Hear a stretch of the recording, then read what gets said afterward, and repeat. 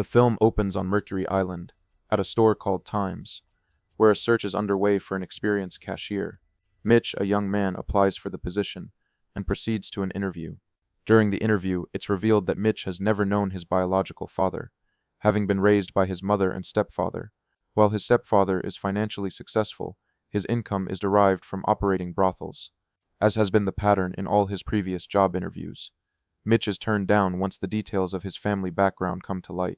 Disheartened, he returns home and idly flips through television channels, largely ignoring the perpetual arguments between his mother and stepfather. He also pays little heed to his younger sister, who persistently tries to engage him in play. That evening, he contacts his friend Jimmy and invites him over. Upon Jimmy's arrival, he proposes a trip to Mexico, suggesting they might also find employment there. He entices Mitch with the prospect of drinking and sexual encounters, free from the scrutiny of those back home. Jimmy then recommends they use Mitch's father's car, as Mitch's own vehicle is unreliable and likely to break down en route. Mitch consents.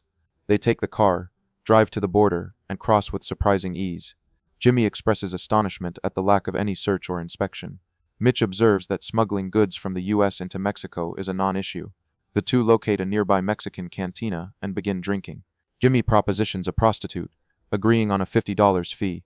He selects a woman named Rose and they disappear into a private room. Moments later, an unknown man emerges with a bruised and battered Rose. He confronts Mitch, demanding $200. He claims Jimmy assaulted the woman before escaping through a window into a waiting taxi. The man threatens to involve the authorities. Recognizing the scam, Mitch denies responsibility for his friend's alleged actions and refuses to pay. The accuser then shifts the blame, claiming Mitch was the attacker. He boasts about his family connections within the local police force, a cousin and an uncle, and insists framing Mitch would be effortless. When the man repeats his demand for $200, Mitch loses his temper, shattering a bottle over his head. The man's associates immediately intervene, beating Mitch unconscious. A bystander named Jason observes the entire confrontation. Discovering Mitch is penniless, the attackers eject him from the establishment. Jason finds Mitch outside, offers to buy him a meal, and expresses regret for not intervening. Noting Mitch's apparent unemployment and lack of funds, Jason suggests a lucrative job opportunity. He tells Mitch to wait right there, he'll be back. Sure enough, Jason returns a while later in a car with a stranger named Barry, who Jason introduces as the leader of their group. Barry starts pitching Mitch the job. He says nobody comes from the U.S. to Mexico looking for work.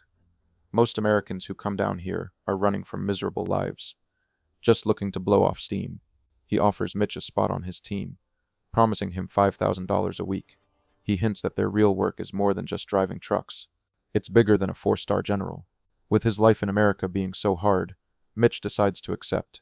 Barry takes him out to a remote desert camp that looks like a military compound. Mitch discovers rows of bunk beds in a barracks. Exhausted, he crashes.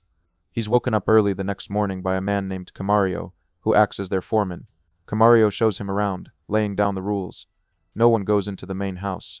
He hands Mitch a wooden stick, telling him it's his weapon, until he earns a real one. They're taken out into the desert to dig. Camario barks orders on when to work, when to rest, and how deep the trench needs to be. Mitch meets a younger kid named Jack, who explains he's Barry's nephew, but his uncle treats him terribly and won't let him see his mother.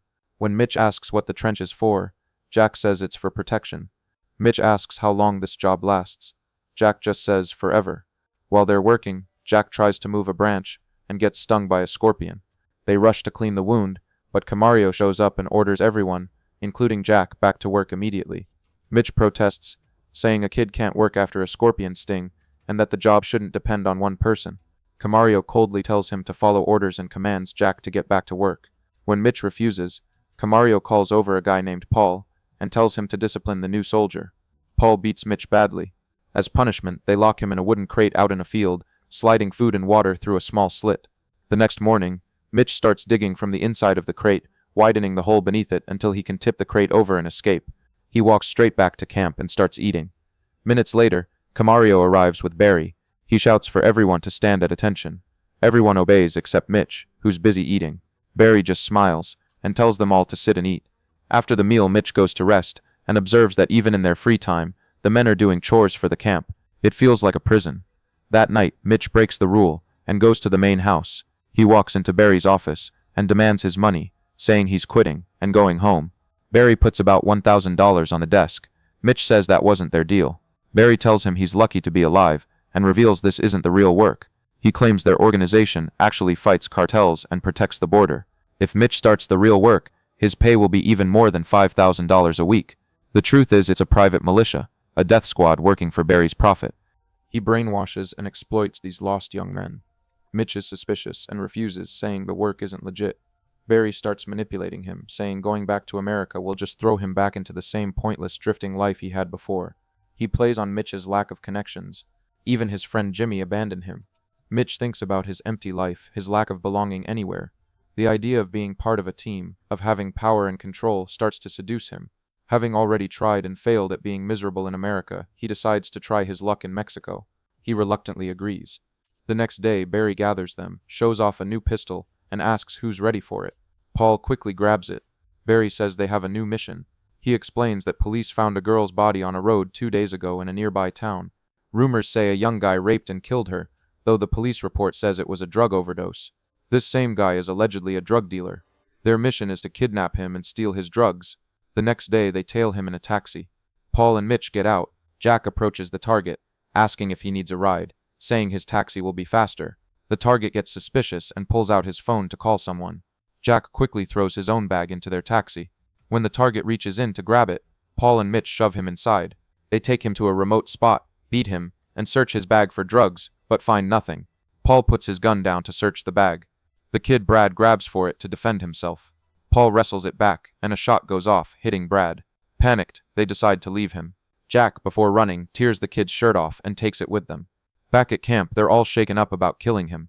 Jack finds a letter in the shirt pocket and asks Mitch if he can read it to him.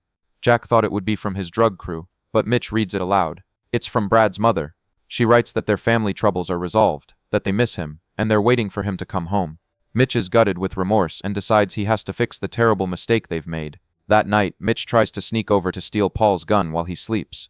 As he gets it, he finds Jack staring right at him. Jack says he couldn't sleep, and it seems like he just messed up whatever Mitch was planning. Mitch is forced to just go to bed. The next day, Barry brings in a new shipment of guns for everyone to choose from. He tells them there's a cartel crew in a nearby city, and they're going to plan a hit. He says they have the advantage of being outsiders, untraceable. That night, Barry takes them all to a bar. He's with a date, Susan. When Barry leaves her to talk to another cartel leader, Susan starts dancing with strangers. Camario orders the guys to go get her. At the end of the night, in the car, Susan tries to come on to Mitch, but he pushes her away. The next day, Barry starts training them for the raid. Afterwards, Barry gives them their new mission. They will pose as U.S. Border Patrol, pull over a cartel vehicle, and steal the drugs. They stake out the house. 2 vehicles leave in different directions. Barry orders Mitch to follow one, Camario the other. When they get to a deserted spot, Jack switches on police lights they've installed. They're all wearing FBI t-shirts. They order the vehicle to pull over. The driver gets out. Mitch approaches, telling him to put his hands behind his head. Jason goes to the other side to pull out a passenger. They try to handcuff them with chains, but the cartel guys get suspicious and ask for their badges. Suddenly, one spins around and shoots Jason. Mitch opens fire. The cartel guys jump back in their SUV and try to ram them. Mitch manages to shoot the driver, then finishes off the rest. They grab the boxes of drugs and flee. Killing is no longer a big deal to them. Even Jack, who was torn up about Brad, now casually steals cocaine from Barry's house later that night. Mitch, taking out the trash, runs into Susan outside the main house. They talk. He goes to her place that night, and they sleep together. That night, Barry discovers his cocaine is missing. He also sees a news report about police busting a crew and seizing drugs and money.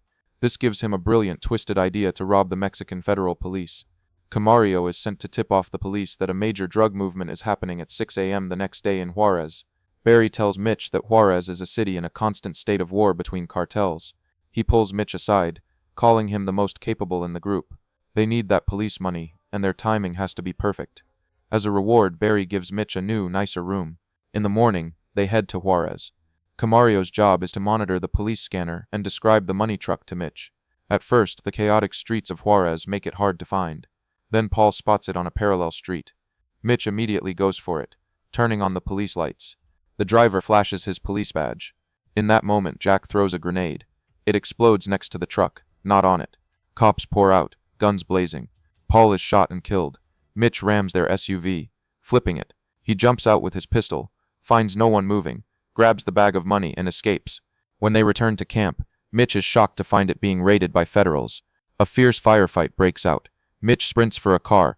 Camario jumps in and provides cover fire. Barry emerges from a hideout with a money bag, sprays bullets, jumps in their car, and they speed away from the farm, abandoning the rest of their team. They lead the police chase right into the giant trench they'd been digging.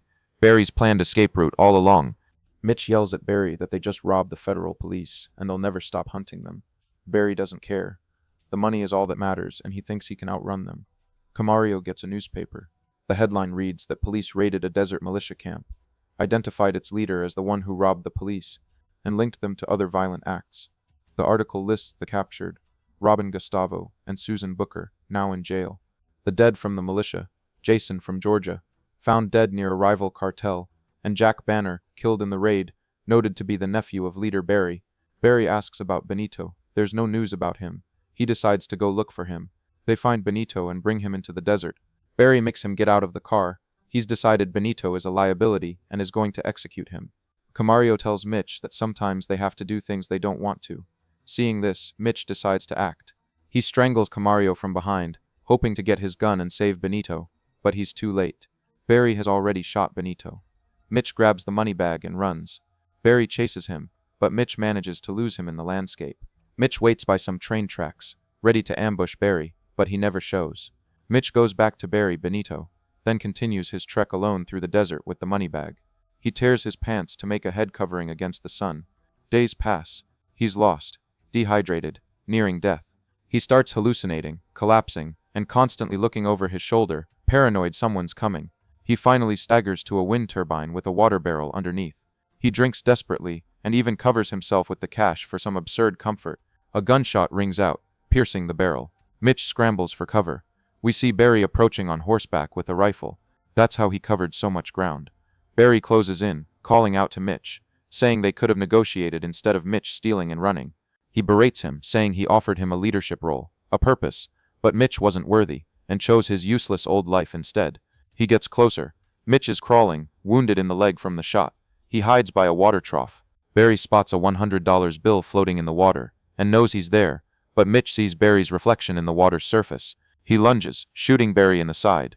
His gun clicks empty. He has to run. Barry staggers after him. Barry shouts, asking why Mitch hates him so much. He screams that hate isn't a bad thing. Goliath hated David, and David became the greatest king. The Israelites in their tents hated the Philistines who owned the land, and that hate let them conquer it. He starts beating Mitch with the rifle stock. He's about to deliver the final blow when Mitch remembers the small single-shot pistol he took from Jack. With his last ounce of strength, he pulls it and fires, killing Barry. He remembers Jack's words. This gun is small, just one bullet, but it might save your life one day. Mitch slowly gets up, walks to the horse, takes it, and rides away. It's as if Barry's entire chase was just to deliver Mitch the means to escape the desert. He finds the nearest clothing store, goes to the bathroom to cut the bullet out of his leg, walks out naked, and puts on the first clothes that fit. He takes the first bus back to Texas, but he doesn't go home. He goes to the address written on the letter from Brad, the kid they killed. He walks into their garage and leaves the bag of money there. Brad's mother sees him and asks who he is. He tells her he was a friend of Brad's in Mexico. They take him in. He tells them Brad is dead, and that the money in their garage is for them. The film ends by posing a tough question. Was Mitch a victim of the circumstances closing in around him? Or was he a willing accomplice to the crimes? Or was he both? And with that, this movie comes to an end. If you enjoyed the recap, support the channel with a like, share your thoughts in the comments, and subscribe for the next movie.